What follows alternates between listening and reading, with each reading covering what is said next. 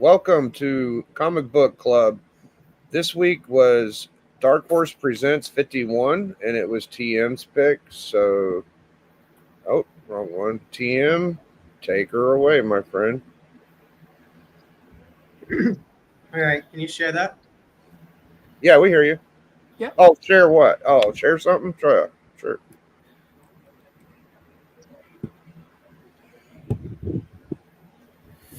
All right. So I picked Dark Horse Presents 51 because it was part of. I'm trying something new.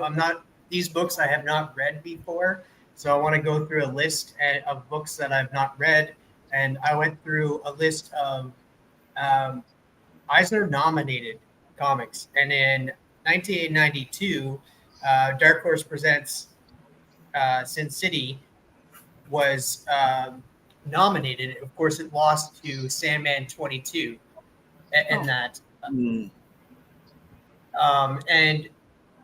It's not just the one story. It's 51 to 62 or 63 or something like that. Got nominated and stuff. Just like how you can see up here, Sandman 22 to 28 got nominated because in 1992, if you see here, the award was renamed to Best Single Issue or Story, and multiple issue stories were eligible to be nominated. So that's how Dark Horse Presents Sin City from 1991 to 1992 was able to be nominated. All right, so Dark Horse Presents 51. This is the cover here. We only read the Sin City story. There was other stories to it, Heartbreakers and Harlequin. But we get right into it. It starts off Sin City, and it has looking at the dead corpse. And what was her name again? Goldie heated up. Yeah, sorry. Goldie. And he's trying to figure out who killed her. You have the SWAT team coming up. Because he is getting blamed for it. He pops a few things and gets ready for this battle. There's not much words into it, but I love how the fact that Frank Miller is able, because Frank Miller was the writer and the artist on this, so he was able to tell the story through his art in this book. And you have Marv just going bonkers on these the SWAT team that's coming after him that think that he's the one that killed Goldie. And you have great scenes here. The shadows are great. Dark hallways are great. And the line work is just fantastic on this. And it's pretty much just him fighting these guys, trying to get trying to get him away from these guys. It's just a huge action scene with him and the cops. And then you see him smash through the window. So he's getting away through the pictures here. See, he's going a bit here. I didn't even notice a person there at first, but you have like a person there just laying there. It looks like poison ivy. It does. But he's still on the run, trying to get away from here. And this scene, I see. The thing about this is I've never read the comic book, like I said at the beginning, but I have watched the movie. I've watched the first movie, and this is beat for beat through the movie because, I through the scene, I could remember him doing this in the movie, where he kicks through the vehicle, the police car, and that. So, they did take a lot from the comic book and put it into the movie, which is great adaptation. I'm sorry. No, I find that the Marv story is the one that's most truest to the comic book. And that's this one. So we got him crashing through. And now, like I said, not a lot of words in this book, but like he's able to portray, convey the story through his art. We got the ending here. I, of course, knocked out the words, but this is him going over the thing, saying like he needs to find out who killed Goldie, and he will find out. And then it says to be continued. But let's start here. The cover, like it's a very, very short story, full of action, mostly just conveyed through the art. But the cover, I think the cover is the lowest thing I'm going to rate because, correct me if I'm wrong, but that the girl and the guy on that's from Heartbreakers, isn't it? Because that's not from Yeah, Sin it's City. a different story. That's correct. Yeah, so for that, it's still a really cool cover. I still like the cover, but it doesn't have anything to do with the story. So for that, I'm going to give the cover 2.25. So it's just a below average because, like I said, it doesn't have anything to do with the actual story. Man, reading this story though, like I have to separate myself because reading it, all I'm picturing is the movie. So I have to like separate from that. The artwork definitely told a story. Definitely was able to convey what was happening, what was going on. It is in black and white, which is not usually my favorite type of stories. Like I like a little color in my stories. So artwork though is just fantastic. So I'm gonna go 3.5 with the art, and story wise, I'm gonna go the same. The story 3.5, and overall 3.5. All right, very cool. Let's see. So go ahead and pick your next guy. I'm gonna pick you. I don't think I've ever picked you. Cool, thank you. For me, let's see. I'm going to say very stylized, very easy to look at this and get excited. Like it's not superhero-y. It's just gritty street stuff. You know, like this is all like some people when I make my little raps and music, or if I do some kind of thing like that and get creative, I like to not make it to where it's something that I'm saying that can't be true to some extent. So this stuff right here is realistic to me. It's like it's not out of the realm of being possible. So that's fun. And it's stylized like the more black and white horror comics kind of deal, I would say. It's like the old creepies or Eries used to read, or probably the pre-code horrors and all that stuff. And it's put into a setting that you could picture, like the slums, poor places, stuff like that. So I could see why this was something that someone would read and look at and be like, "Oh, we could put this on film." You know, so I think that's very smart. I think it's done well. Don't have a lot of words, don't have a lot of dialogue, but you still are able to follow what's going on. So for the cover, I'm gonna go. I'm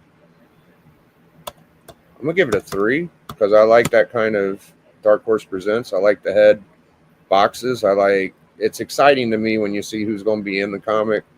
Now the people on the cover they ain't done perfectly, but for some reason in a box, if I ran across that, I would I would recognize it, and that for some reason that does something for me. Like it's a cool key.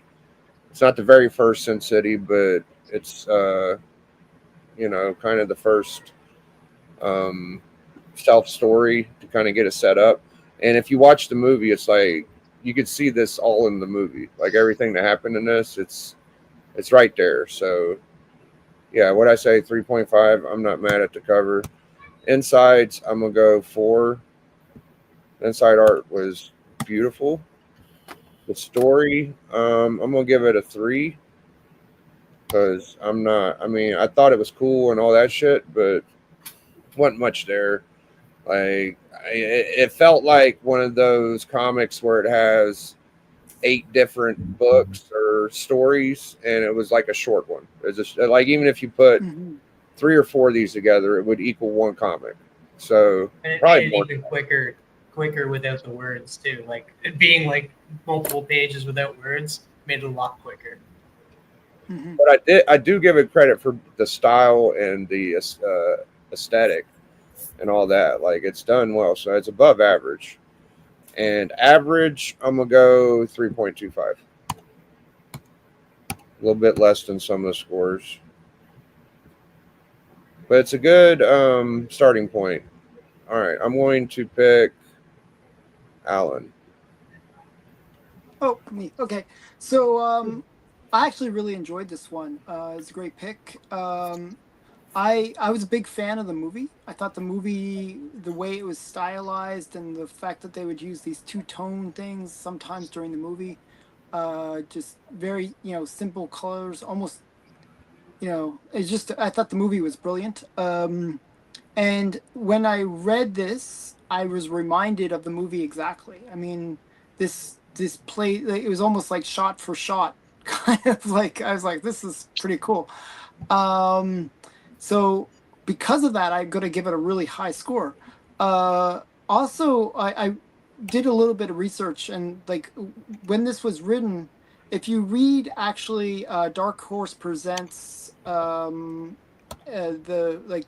special year 5 or whatever it's called, they actually have in that an explanation of how Frank Miller, when he was creating this, it was like something that he was thinking about for 14 years. And it was just sort of plaguing his mind that he had this story that he wanted to tell. And when he crafted it, he wanted it to be high paced. So it reads fast because it's meant to read fast. It's supposed to be actiony. It's supposed to be like Yeah, rapid motion, and that's why it played so well for the movie. It's almost designed for how when they create movies, actually what they'll do is they'll get actually a storyboard that they'll create, and they'll actually kind of lay out the movie. This had that feel to it. It was like a very storyboard kind of way of telling a story. I'm not a fan of Frank Miller's art for the most part, but this one particular, like this series, his artwork is actually perfect for it. It's excellent. Um, so for me, the cover is, well, it is the cover. It's not really related to the book. I didn't mind the cover. I actually liked it for the same. I was actually going to say the same thing that Biggie did. I just didn't want to say the exact same thing that Biggie did, but the way I feel about it is the same way. I like seeing the potential stories that you're going to get inside, and for me, the cover's a 3. The interior art, though, I really enjoyed. I liked the simplicity of it, but actually, in terms of just the black and white, but very detailed, like lots of details, and you really get a sense of the Sin City part, where it's a gritty and atmosphere. Uh, you know, he's like he even like you get like very simple things that he does, that actually sets up who this person is, what force of nature this guy is. He bursts through the door rather than having cops come in. He bursts out and into the cops. yeah, Things good like that. point. He's a force of nature. He is a tough guy, and they really capture that visually. It's really well done that way. You also get this weird love story that's being told within a panel. Like he's like that he spent the night with this woman, and even though he doesn't know her, he's in love with her. She was an angel that when he needed an angel. So there's that cool, like, whole bunch of cool things like that. So for me, the interior art was a 4. Very strong interior art. I'm going to give the story a 4.5 though, because this does what it needs to do in a very short amount of time. You learn what kind of thug this guy is. He's got a backstory with the police. He's got, I love efficiency in comic storytelling. I think it's just, and to see all these kind of elements that he's super tough. Somebody set him up for a murder. You got this story, this potential love story in there as well. He's now off to find who did it, and he's going to exact mercy from get some punishment out of them. So lots of really great story elements that were told, and very, very efficiently. I just think that's brilliant. So I give it a 4.5 for the storytelling. Overall, I actually feel like it's greater than the sum of its parts because one of the parts that we're summarizing isn't related to it. So it's greater than the sum of its parts. So I give it a 4-5 overall. Okay. So I'm going to let's go D next.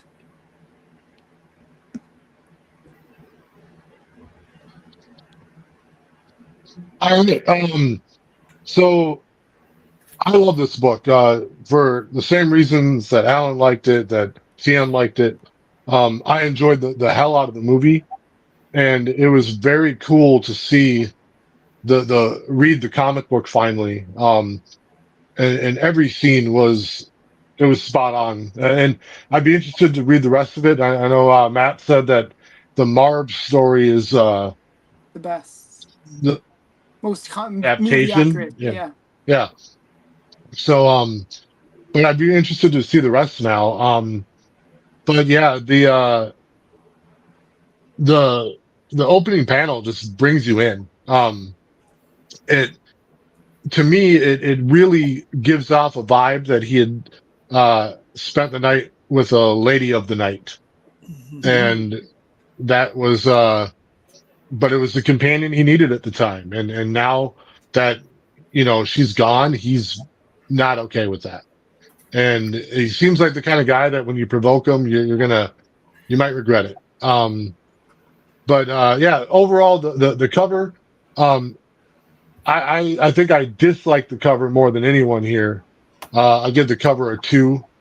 Um, but the interior art, I thought was fantastic for the fact that it looked good and it told a story at the same time. So, interior art, I give a 4.5. The story, um, the writing, I give a 4, and overall, I'm going to give the book a 4.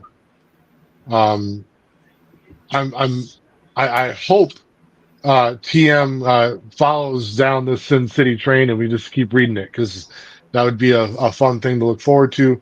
If not, you just let me know and I'll start reading that sumbitch on my own. So yeah, very very cool book. And I will abstain from voting for the next person. I don't want to pick between all my friends. Oh, it's not turn. As I said earlier, the story that is closest to the movie is the Marv story. I believe they leave out the parts of the parole officer in the comic book that was in the movie because they had to fill out the story a little more. If you remember, she's the one that gets her hand cut off. And you get a little more background in the movie where you know that he's on parole for murder. So that them framing him for murder is not a stretch of the imagination to do. Like people would believe it because he's already been convicted before. Okay, so I want to preface this by saying that Frank Miller, I've always thought one of the best writers in comics and one of the worst artists in my eyes. Okay, I have to preface that because of the ratings I'm going to give. The comic the cover brings a thing about anthologies that is always tough. When the cover is not of your story, you don't necessarily get any information from it. For us, all we get is that little picture of Marv in the corner, in the bottom corner. But overall, the cover is done well.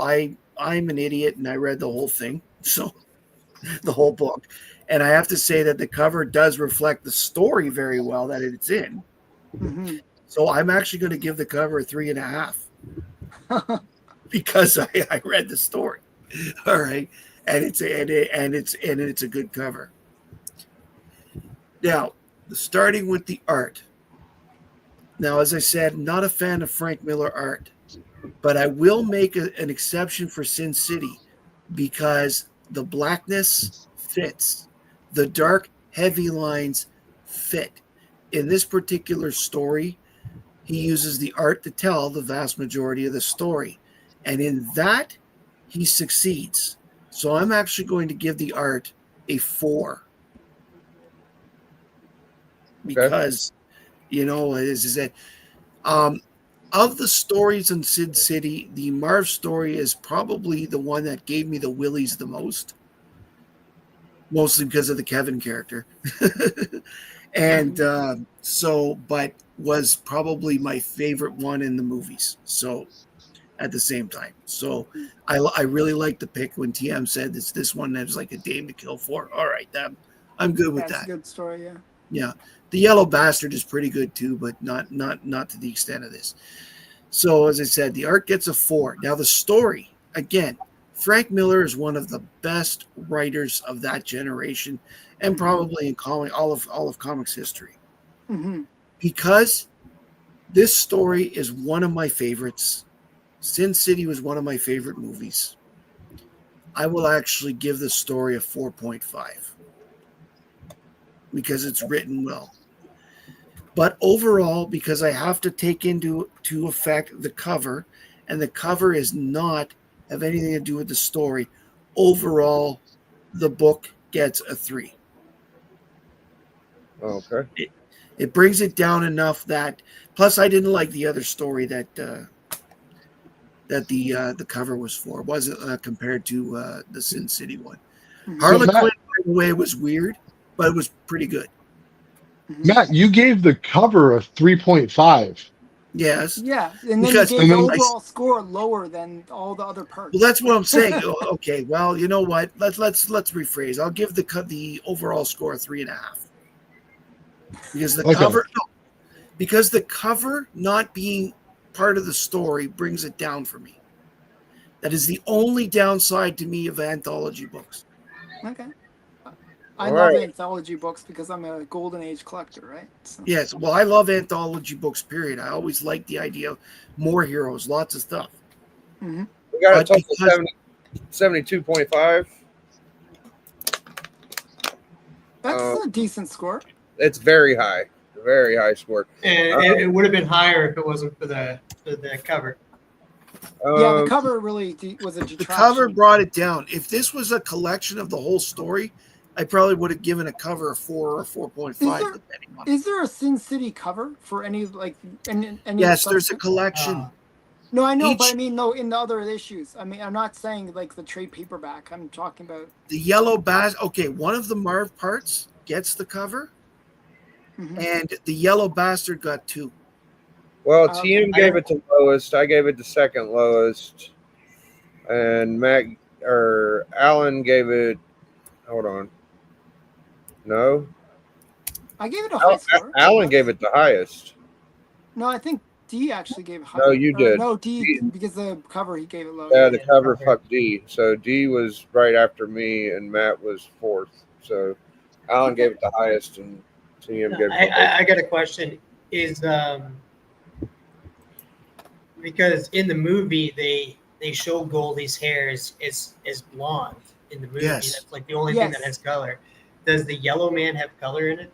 In that Yes. story? Yes, Yeah, he does. that's He's where yellow. they- Actually, in the comic books, they actually, I believe if I remember correctly, they actually colored the face, just like in parts of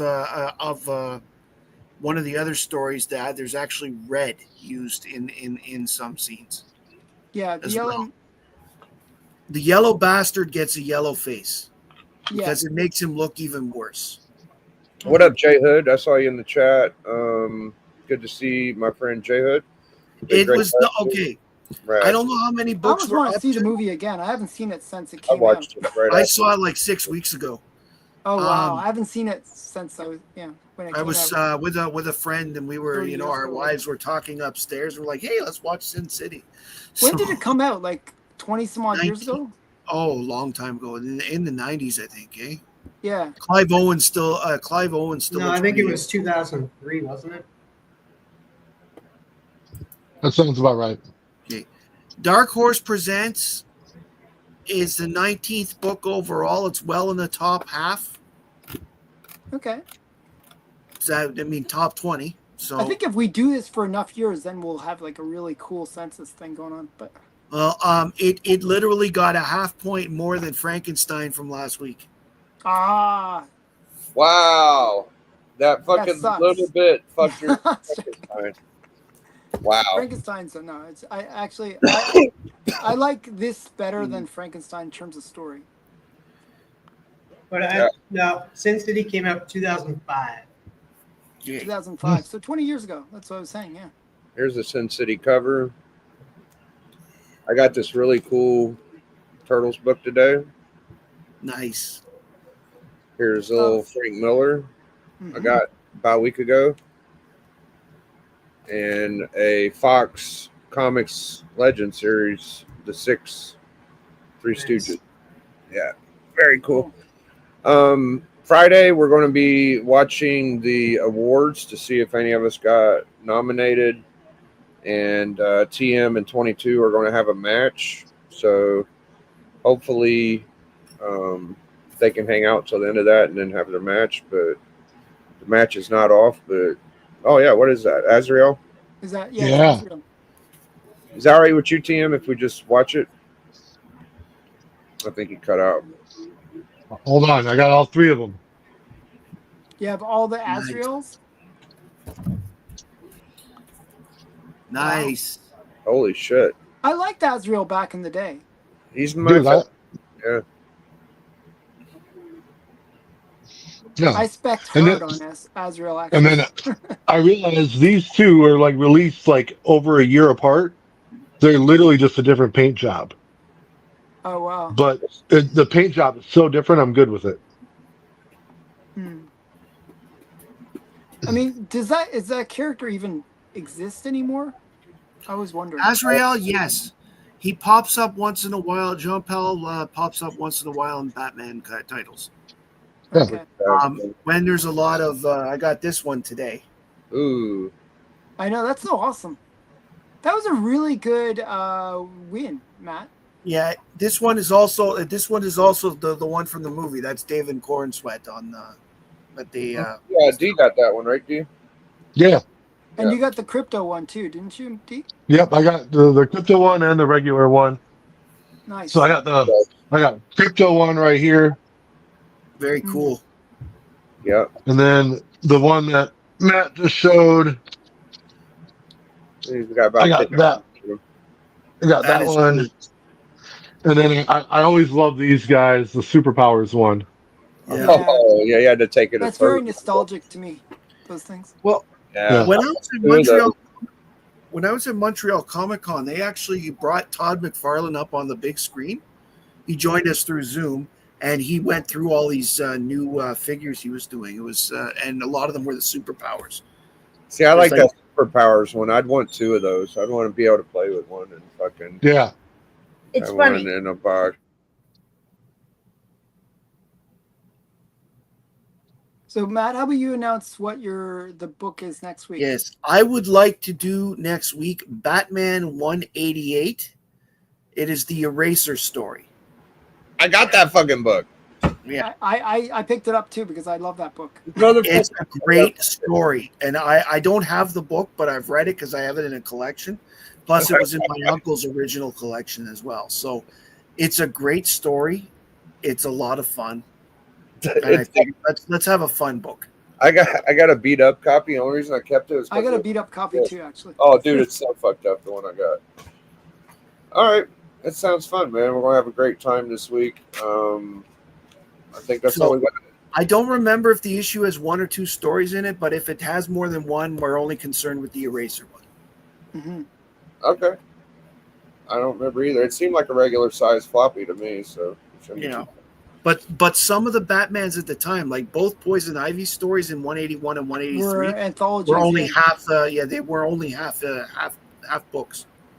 You got There were anything second else stories in both. you want to shout out, Matt, before we go? Oh, I'm not really doing much. I got a Superman show this Sunday, and I'm going to be here on Friday. I'll be on Allen's on Friday. I've got a video dropping tomorrow morning. Cool. What is the video about? I don't know. This is what happens when you do 20 in advance. Hang All on here. Cool, man. How about you, Alan? Not much. I did a cool video today, I thought. I was digging through my collection and showing like live action of me digging through my collection. Oh shit!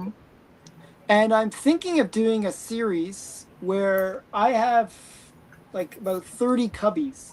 Like these are like in behind all these books and stuff. There's like about 30 of those, and each cubby has about 50 slabs in it. Whoa! I was thinking of doing like a series where I go through each cubby and show what's inside the cubbies. Oof. I just checked. It's another episode of random books my daughter picked, and it's a few Warlord stories. All right. Well, you can always see D on the Biggie Shack Network, and we appreciate you, D. Thank you, everybody that came to watch the Sin City book. Next week will be a Racerhead Classic Silver Batman. We'll be back together on Friday. We'll be watching the awards and having a TM versus 22 battle. I got a funny clip. I will love it. Hold on. Hashtag enjoy. Oh, promiscuous time traveler.